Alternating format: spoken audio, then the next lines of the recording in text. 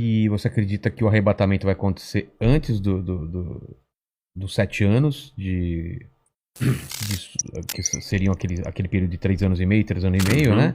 Ou durante. Ou Tem depois alguns grupos que são pré-tribulacionistas, outros são a gente pós-tribulacionistas. já falou com o Rina né? aqui, ele falou que acredita que a igreja vai, se não me engano, vai ser antes da tribulação, né?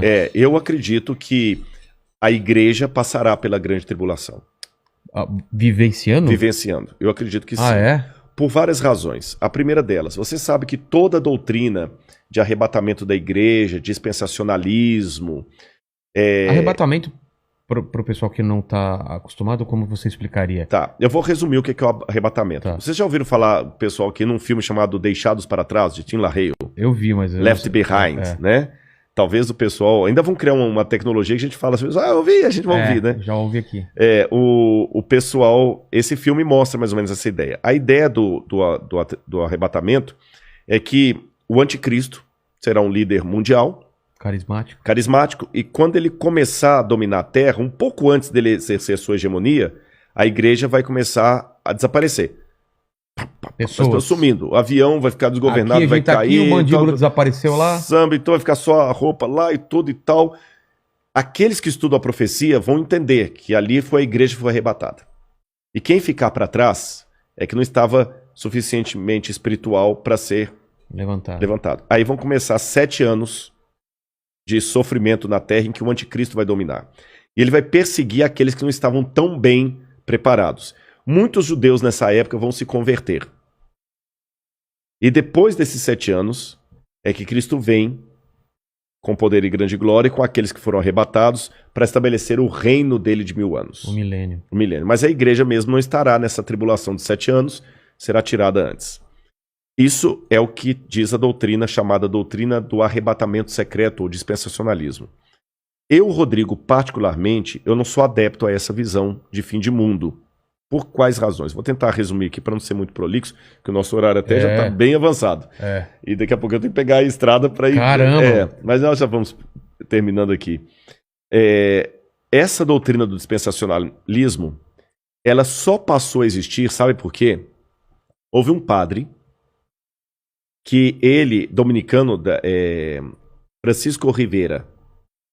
Esse padre Francisco Rivera, ele via que os protestantes entendiam que o anticristo era o domínio católico sobre a cristandade.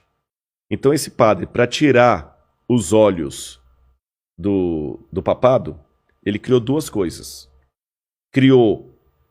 Deu uma ênfase a uma ideia preterista, que o anticristo era Nero, e que a volta de Jesus será o seguinte, que o anticristo é alguém que vai surgir ateu no futuro, e que a igreja não estaria aqui. Aí, a ideia desse padre passou para um homem chamado Darby, um pregador. Isso eu estou falando já no começo do século XX.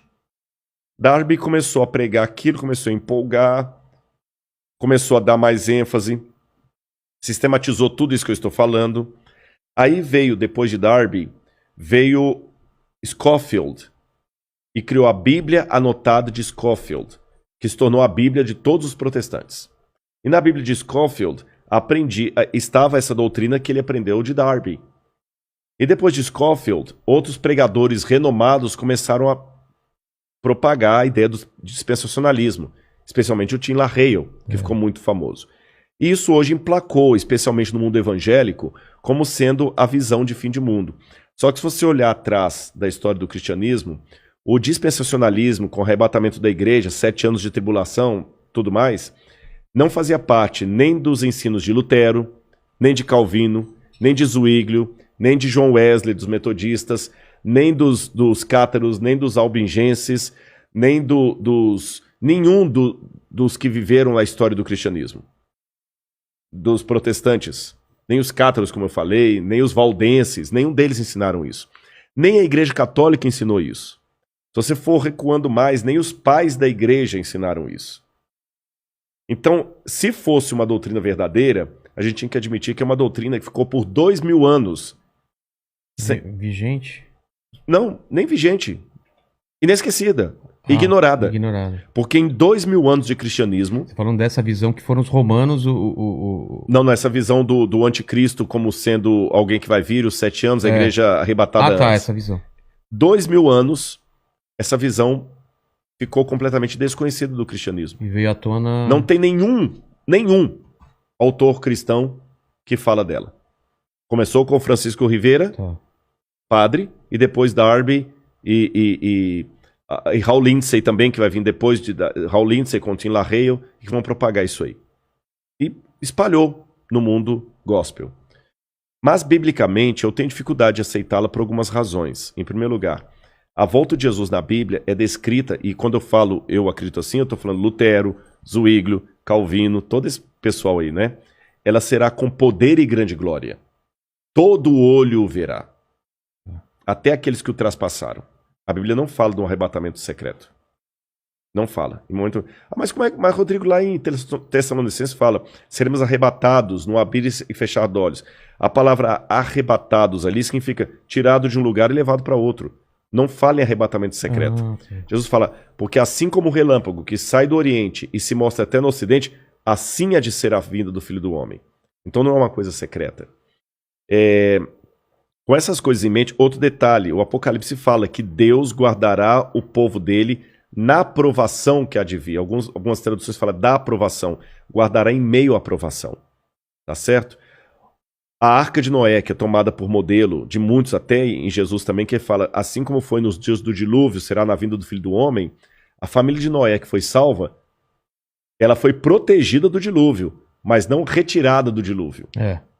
Foi protegida, mas passou pelo dilúvio. Então, com esses e outros elementos, que eu precisaria de mais tempo para decidir. Mas eu entendi a visão. Eu acredito que Jesus vai voltar com poder e grande glória depois do período da grande tribulação. A grande tribulação antecipa a volta de Jesus, porque Mateus fala, logo em seguida, a tribulação daqueles dias, fala da Idade Média, o sol escurecerá, a lua dará sua claridade, etc, etc, etc, etc. E depois Daniel fala também que haveria um grande tempo de angústia, o qual nunca houve. Aí vem a vinda de Cristo. Tá certo? E nesse tempo de angústia, o qual nunca houve, o povo de Deus vai ser perseguido pelo anticristo e pelos que aderirem ao anticristo. Eu não sei se eu estarei vivo nessa época, mas se eu estiver, eu peço a Deus que eu fique firme ao lado de Deus e você também. Amém. E a volta de Cristo é aquela esperança que acalenta o nosso coração. Está perto. Eu não posso dizer quão perto, mas está próxima. Você diz nossa geração. Nossa geração. Caramba. A única coisa que eu digo para não ficar marcando data é só uma atenção, e essa aqui é para quem é crente. Às vezes Deus tem profeticamente o tempo de cumprir uma coisa, mas por causa da rebeldia do povo dele, a promessa se estende e atrasa. Vou dar um exemplo. Quando o povo de Israel saiu do Egito...